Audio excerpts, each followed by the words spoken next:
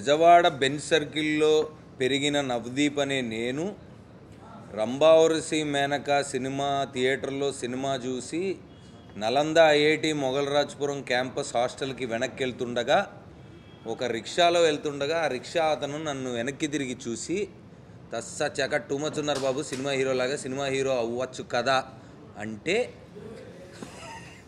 మొదలైన నా థాట్, అంటే ఎందుకు వెళ్ళకూడదు మనం సినిమాల్లోకి వెళ్ళొచ్చా అన్న థాట్ అక్కడ మొదలైందండి. This was 2003. అప్పటి నుంచి 20 సంవత్సరాలుగా ఒక లీడ్ యాక్టర్గా చేస్తున్నాను, ఒక సపోర్టింగ్ రోల్గా చేశాను, విలన్ రోల్స్ చేశాను, అన్ని రకాల సినిమాలు, టీవీ సిరీస్లు, వెబ్ సిరీస్లు అన్నీ చేశానండి, చాలా చేశాను.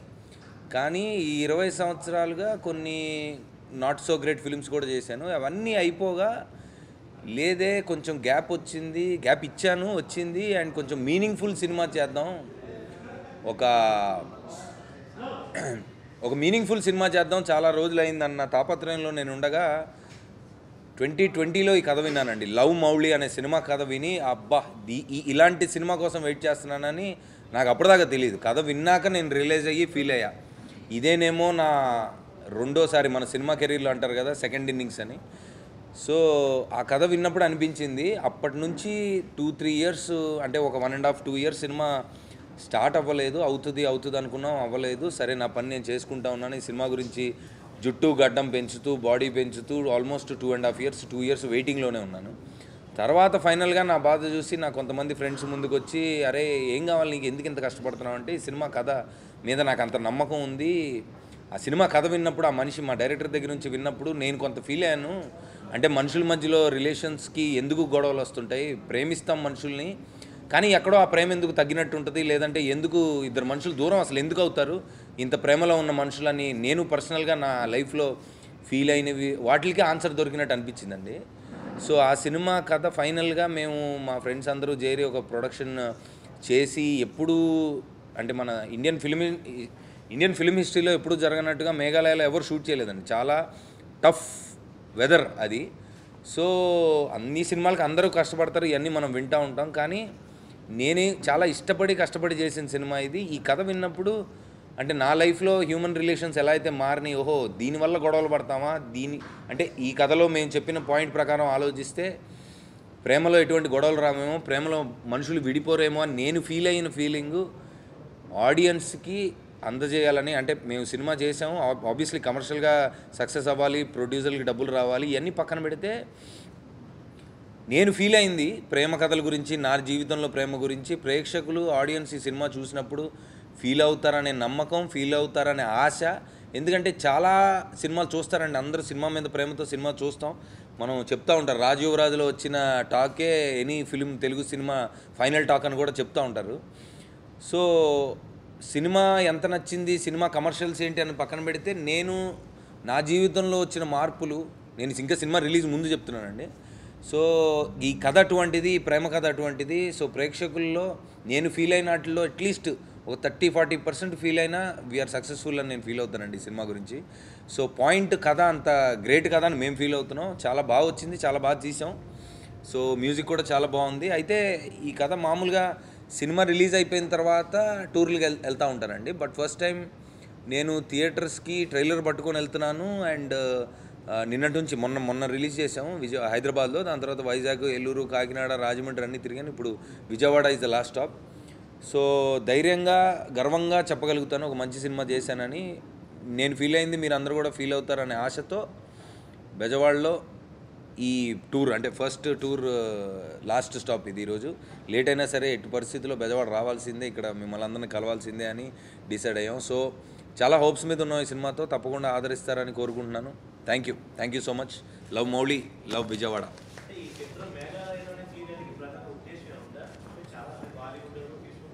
ఎవరు తీయలేదండి, ఇండియన్ ఫిల్మ్ హిస్టరీలో ఎవరు చేయలేదండి. తమిళ్ రాక్ ఆన్ 2 అనే సినిమాకి 5 రోజులు చేశారండి. తర్వాత ఏదో తమిళ సినిమాకు ఒక 5-6 రోజులు చేసి ఉంటారు. ఒక సాంగ్ వరకే తీయగలుగుతారండి. ఎందుకంటే ప్రపంచంలోనే అన్నిటికంటే అతి ఎక్కువ వర్షం పడే ప్రదేశం అది. అంటే సినిమాలకి వర్షం పడడం అనేది పెద్ద శాపం. ఎందుకంటే మేము తీయలేము ఏమి, అక్కడికి వెళ్తే రెయిన్ ఎఫెక్ట్ ఎలా తీస్తారని మీరు అడగచ్చు. దానికి వాన క్రియేట్ చేయాలి. ఏమవుతుందంటే వర్షం పడుతున్న ప్లేస్లో వెళ్ళి షూటింగ్ చేయాలనుకుంటే వర్షం పడే ఆగిపోద్ది, తర్వాత చేయలేము. అంటే వర్షం పడే లోపు 1 షాట్ 2 షాట్లు తీయగలుగుతాం. సో వర్షం కావాలనుకుంటే వర్షం ప్లేస్లోకి వెళ్ళొచ్చు, కానీ మొత్తం సినిమా అసలు ఎవరు తీయలేరండి అక్కడ. అంటే 5 నిమిషాలు వర్షం వస్తుంది, తర్వాత ఎండ వస్తుంది, తర్వాత మబ్బులు వస్తాయి, లైటింగ్ సరిగా ఉండదు. సో ఇవన్నీ దాటి వెయిట్ చేసి ఓపిక్గా లాక్డౌన్లోనే అక్కడ లాక్డౌన్ అయ్యి మరీ షూట్ చేసాం. 120 days ఉండి 75 days షూట్ చేయగలిగాం మేము. అంటే మీరు వెయిటింగ్ రోజులు ఎన్ని ఉంటాయి మీరు గమనించవచ్చు. సో అంటే మేఘాలయాని ఎంచుకోవడానికి కారణం ఏంటంటే, ఈ మౌళి అనే క్యారెక్టర్ని బేసికలీ వాళ్ళ అమ్మ నాన్న వదిలేస్తే వాళ్ళ తాత దగ్గర ఒక్కడే పెరుగుతాడు. సో పెరిగినప్పుడు 15 ఏళ్ళకి వాళ్ళ తాత కూడా చనిపోతాడు. తర్వాత వీడొక్కడే ఇంకా ప్రేమ అనేది లేదు అని మనుషులందరినీ వదిలేసి దూరంగా పెరుగుతూ ఉంటాడు. సో నిజమైన ప్రేమ, అసలు ప్రేమే లేదని పెరిగిన వాడు కొండల్లో గుట్టల్లో ఎక్కడో తిరుగుతున్నప్పుడు, ఇప్పుడు ఊటీలో పెరిగాడు అనుకోండి ప్రశాంతంగా ఉంటాడు ఫర్ ఎగ్జాంపుల్, ఎందుకంటే చల్లగా ఉంటుంది, వెదర్ అంతా బాగుంటుంది. స్విట్జర్లాండ్లో పెరిగాడు అనుకోండి వాడు ఒకలా ఉంటాడు. మేఘాలయాలో వెదర్ ఏంటంటే డైనమిక్ వెదర్. 5 నిమిషాలకి అంటే రోజులో 15 ఎమోషన్లు ఉంటాయి. అంటే వర్షం పడితే మీకు 2 feet కనపడదు, మబ్బులు వస్తే 1 feet కనపడదు, నైట్ పడుకుంటే ఆ ఉరుములు మెరుపులకి నిద్ర పట్టదండి. సో అంత టర్మాయిల్లో పెరిగినవాడు, అంత భయంకరమైన వెదర్లో పెరిగినవాడు పెరిగిన తర్వాత ఎలా ఉంటాడు. ఫర్ ఎగ్జాంపుల్ మీరు ట్రైలర్ కానీ టీజర్ కానీ చూస్తుంటే ఏదో అంటున్నారు ఆ సినిమా లాగా ఉండొచ్చు ఈ సినిమా, అంటే రగ్గడ్గా రాగా అంత క్రూయల్, అంటే ఏమంటారు దాన్ని, వేర్ ఇస్ ద వర్డ్ అంటే మన అదేదో వర్డ్ వాడారు నిన్న, క్రూరత్వం కాదు, అంటే వైల్డ్గా ఉన్నాడు, వైల్డ్ యానిమల్ లాగా ఉన్నాడు. ఎందుకంటే మనం ఇంతకుముందు కొన్ని సినిమాలు చూసాము, అంటే ఆ క్యారెక్టర్ అట్లా అని డిసైడ్ అయ్యి చేసిన క్యారెక్టర్లు చాలా ఉన్నాయి. అంటే డైరెక్టర్ ఫర్ ఎగ్జాంపుల్ నా క్యారెక్టర్, నా హీరో వైల్డ్గా ఉండాలి అని పెట్టి మనల్ని నమ్మించి మనం బాగా చూసిన సినిమాలు కూడా ఉన్నాయి. బట్ దీంట్లో ఏంటంటే బ్యాక్ స్టోరీలో చెప్తామండి, ఎవరు లేకుండా కొండల్లో అక్కడ మేఘాలయాలో పెరిగినవాడు ఆ వెదర్కి అలా పెరిగితే ఎంత వైల్డ్గా ఉంటాడు అనేది. అంటే మీరు సినిమాలోకి వెళ్తే డీటెయిల్స్ ఇంకా కనిపిస్తాయి. నేను చెప్పడం కంటే బిగ్ స్క్రీన్ మీద మీరు చూసినప్పుడు డెఫినెట్గా మీరు ఫీల్ అవుతారు. అవునండి, అవునండి, వినపడ్డం కాదు, కనిపిస్తుందండి చూస్తే. సో అంటే అదేనండి, ప్రేమ లేదు అని దూరంగా మనుషులకి దూరంగా పెరుగుతున్న వాడికి ఒక మ్యాజిక్ జరిగి జీవితంలో వాడి లైఫ్లోకి ట్రూ లవ్ వస్తే అది వాడు నిలబెట్టుకుంటాడా లేదా, అసలు వాడికి అర్థమవుతుందా లేదా, ఆ క్యారెక్టర్ ఎలా మారింది, అంత వైల్డ్ క్యారెక్టర్ అనేది సినిమా. సో డెఫినెట్గా రొమాన్స్ ఉంటుంది, అన్ని సినిమాలలాగే ఉంటుంది, అన్ని సినిమాల కంటే ఎక్కువే ఉంటుంది, ఎందుకంటే అందరికీ ఒకటే సెన్సర్ బోర్డు కాబట్టి. అయ్యా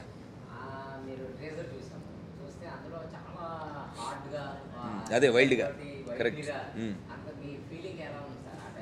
అంటే టఫ్ క్యారెక్టర్ అండి ఇది. మాకు ఆల్మోస్ట్ 2 years జుట్టు గడ్డాలు పెంచుకొని జరుగుతుంది అన్న తపస్సులా జరిగింది నాకు.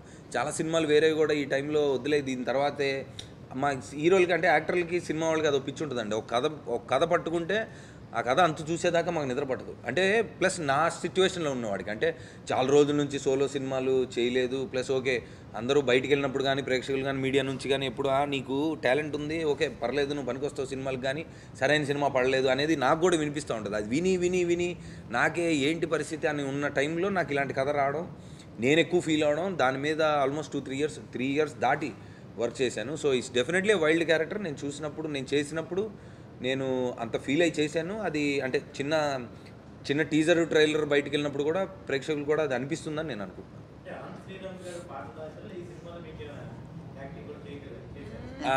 ఈయన సినిమాలో కంటే షూటింగ్లు ఎక్కువ చేశారంటే మాకు ఆయన అంటే కథ గురించి, ఆయన పాటల గురించి, ఆయన రాసిన మాటల గురించి ఆయన మాట్లాడతారు. కానీ నేనేం చెప్పదలుచుకున్నా అంటే జరిగింది, ఆయన మామూలుగా ఆయన కూడా చాలా బిజీ, చాలా సినిమాలు చేస్తూ ఉంటారు. కాకపోతే మేము ఈ కథ మా డైరెక్టర్ చెప్పే విధానం కానీ ఆయనతో కూర్చున్నప్పుడు వచ్చే ఇన్పుట్స్ అవన్నీ మిస్ అవుతే, మీరు దూరంగా ఉంటే అలా కుదరదని చెప్పి ఈయన్ని కిడ్నాప్ చేసాం మేము. హైదరాబాద్ నుంచి ఆయన్ని 1 way టికెట్ వేసి మేఘాలయ తీసుకెళ్ళి అక్కడ కూర్చోపెట్టి ఆయనకి మా బన్నీ సినిమాలో అన్నట్టు పువ్వుల్ని అమ్మాయిల్ని చూపించరా అన్నట్టు అక్కడికి తీసుకెళ్ళి ఆయన్ని కొండలు వాటర్ ఫాల్స్ తీసుకెళ్ళి అక్కడ పెట్టేసి ఆయన్ని కొన్ని రోజులు ప్రశాంతంగా ఆయన మొత్తం పాటలన్నీ రాసాకే బయటికి పంపించాం.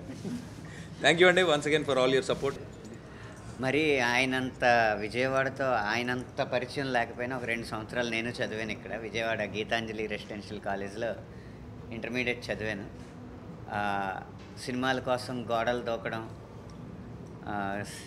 ఏదైనా వీకెండ్కి సినిమాలు, రోజుకి 4 సినిమాలు చూసి రావడం, ఇలాంటి అన్ని ఎక్స్పీరియన్సెస్ మా ఫ్రెండ్స్ చేస్తుంటే నేను వాళ్ళని అడిగి తెలుసుకున్నాను. నేను చాలా బుద్ధిగా ఉండేవాడిని ఇక్కడ.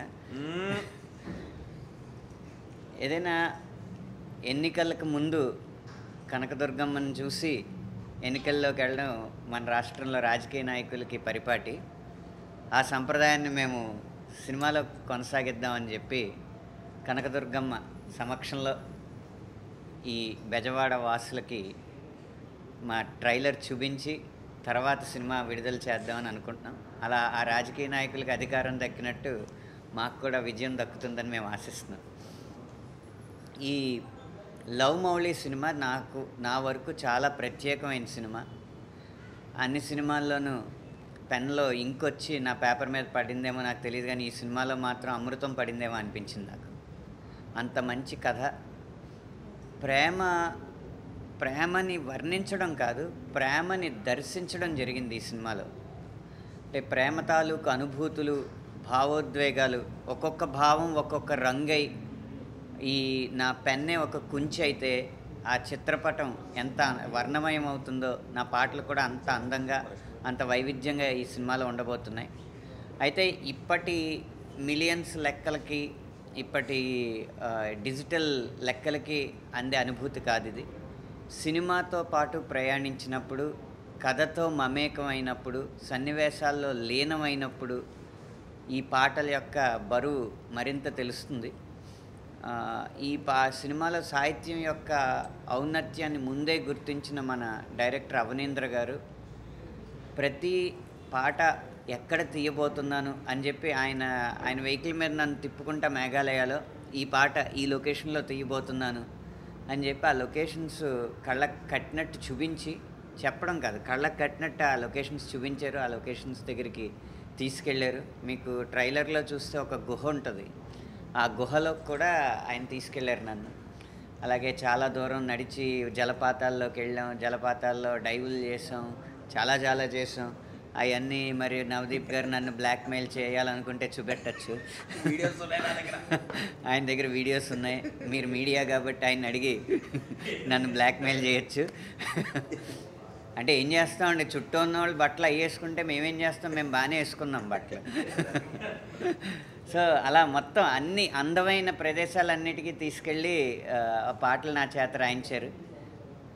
చాలా సినిమాల్లో ఇక్కడ హీరో హీరోయిన్స్ ఇలా రొమాన్స్ ఉంటుందండి అని ఇలా చెప్తూ ఉంటారు డైరెక్టర్లు, కానీ మా డైరెక్టర్ గారు మాత్రం హీరో హీరోయిన్ చేత రొమాన్స్ చేయించి నాకు చూపెట్టారనమాట. చాలా దగ్గర నుంచి నేను అంత దగ్గర నుంచి రొమాన్స్ ఎప్పుడు చూడలేదు. అంత మంచి అనుభూతి కలిగించారు ఈ సినిమాలో. ఏదెలా ఉన్నా సరదా కోసం ఏం మాట్లాడినా కానీ ఇందులో సాహిత్యం మాత్రం నాకు ఏమాయ చేసేవే ఎటో వెళ్ళిపోయింది మనసు తర్వాత అంత చక్కటి సాహిత్యం, అంత భావగర్భితమైన సాహిత్యం, అంత భావాత్మకమైన సాహిత్యం ఈ పాటల్లో కుదిరింది. మీకు ఇందులో షీజ్ రియల్ అని హెడ్డింగ్ పెట్టారు పాటకి. అందులో ప్రభాతమై, ప్రకాశమై, మరందమై, తటిల్లత జాలమై ఇలాంటి మంచి ప్రబంధ కవులు వాడే పదాలు కూడా వాడడం జరిగింది. అంత మంచి సాహిత్యానికి అవనీంద్ర గారు అనుమతి ఇచ్చారు, అలాగే నవదీప్ గారు అంగీకరించారు. ఒక డైరెక్టర్ యాక్సెప్ట్ చేయడం, ఒక హీరో పర్మిట్ చేయడం అనేది చాలా ముఖ్యమైన అంశం మంచి సాహిత్యం రావాలంటే. వాళ్ళిద్దరూ కూడా నాకు చాలా బాగా సహకరించి మంచి సాహిత్యానికి అవకాశం ఇచ్చారు. అందరికీ నమస్కారం. I think I have said this almost at every place, but I'll say it again. షూటింగ్లో చాలా తెలుగు నేర్చుకున్నాను, బట్ చాలా గ్యాప్ వచ్చే వారికి కొంచెం మర్చిపోయాను. సో తప్పుగా మాట్లాడితే క్షమించండి.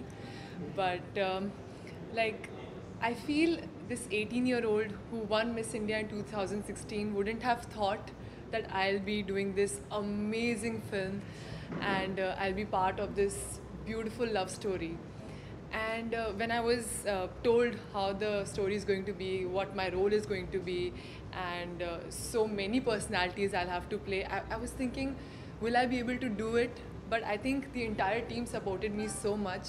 Navdeep Garu and Bhavna Garu, Anant Garu, Avneendra Garu, our director, writer, DOP, that I believed in myself and I could play those multiple personalities in one film, in my first film in Telugu. So I think this love story is not only about romance, it's about what love means to each one of us.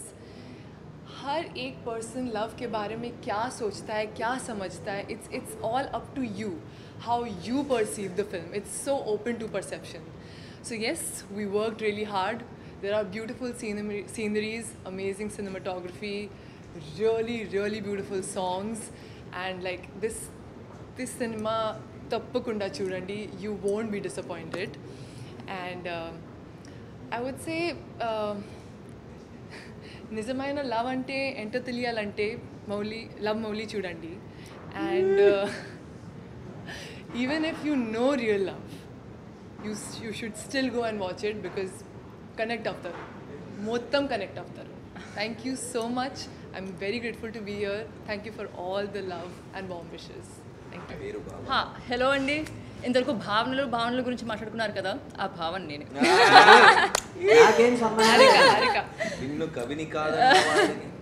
నా పేరు భావన అండి. ఈ సినిమాలో Harika role చేస్తున్నాను. మీరు ఇంతవరకు అడుగుతున్నారు కదా, దీంట్లో రొమాన్స్ ఉంది, కెమిస్ట్రీ ఉంది, లైక్ చాలా వైల్డ్గా ఇది ఉందని. నేను అలా అనుకునే నీట్గా పద్ధతిగా MBA పూర్తి చేసి జాబ్ చేస్తున్న అమ్మాయిని నేను. అలాంటి నాకు ఒక సినిమాలో చెయ్యాలి వినగానే నాకు అంత ఇంట్రెస్ట్ చేయాలి అనిపించింది అంటే అర్థం చేసుకోండి, ఇట్స్ మ్యాజిక్. ఒక రెస్పాన్సిబిలిటీ ఉన్న సిటిజన్ లాగే నేను చెప్తున్నాను. లైక్ ఇది వయసుతో సంబంధం లేదు, మీరు చేసే పనితో సంబంధం లేదు, మీరు ఎవరితో చూస్తున్నారో అవసరం లేదు. It's about love. జాబ్ చేసిన నాకు, జాబ్ నుంచి బయటకు వచ్చి సినిమాలో భాగమైన నాకు ఒకటే చెప్తున్నాను, ఇది మనందరికీ ఖచ్చితంగా చూడాల్సిన సినిమా, ప్రేమతో చూడాల్సిన సినిమా. ప్రేమ అంటే ఏంటో తెలియాలి అంటే చూడాల్సిన సినిమా. ఖచ్చితంగా చూడండి ఏప్రిల్లో.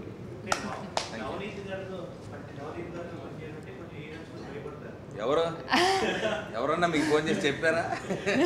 ఎవరు చెప్పండి. నాతో పనిచేయడానికి భయపడ్డ హీరోయిన్స్ ఎవరు? నాకు అసలు పూర్తిగా అర్థమైంది. లేదు పూర్తిగా, ఎందుకంటే నేను నార్మల్ వస్తున్నాను కదా సో నాకు మా ఫ్రెండ్స్ అందరికీ తెలిసినప్పుడు ఇలాగ మేఘాలయలో షూటింగ్, అవుట్డోర్ షూటింగ్, నా ఫస్ట్ సినిమా, ఫస్ట్ ఆపర్చునిటీ. మా ఫ్రెండ్స్ అందరూ అమ్మ పాప కాస్త జాగ్రత్తగా ఉండు, నువ్వు వస్తావా తిరిగి ఉంది. భయం అయితే క్రియేట్ అయ్యింది, నేను భయంతో వచ్చాను.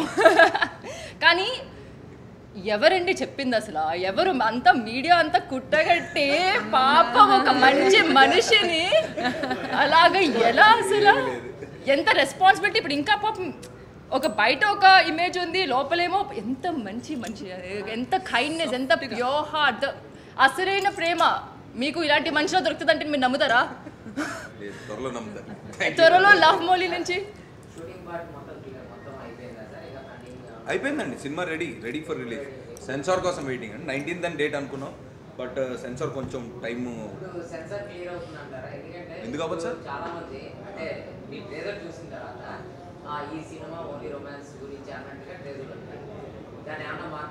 లేదు సార్, మీ డైలాగ్ లీడ్ ఉంటే కనుక మొత్తం ప్రేమ గురించి అని ఉంటుందండి. అది సెన్సార్ అంటే వాళ్ళ పని వాళ్ళు చేయాలి కాబట్టి డెఫినెట్గా అది వెళ్ళినప్పుడు డైరెక్టర్ వాళ్ళు కూర్చొని వాళ్ళు డిసైడ్ అవుతారు. అవ్వకపోవడానికి ఏముంటుంది సార్? అవ్వకపోవడానికి ఏముండదు, అలా ఏముండదు. వాళ్ళు కొన్ని కోరుకుంటారు, దాన్ని బట్టి మనం దాన్ని ప్రేమ గురించి అండి. అంటే ట్రూ లవ్ అంటే ప్రేమ అనేది మనం అనుకుంటున్నాం ప్లూటానిక్గా ఇలా ఉండాలి అలా ఉండాలని కాదు. ట్రూ లవ్ అంటే ఇదా అని చెప్పే ఉద్దేశం. Thank you.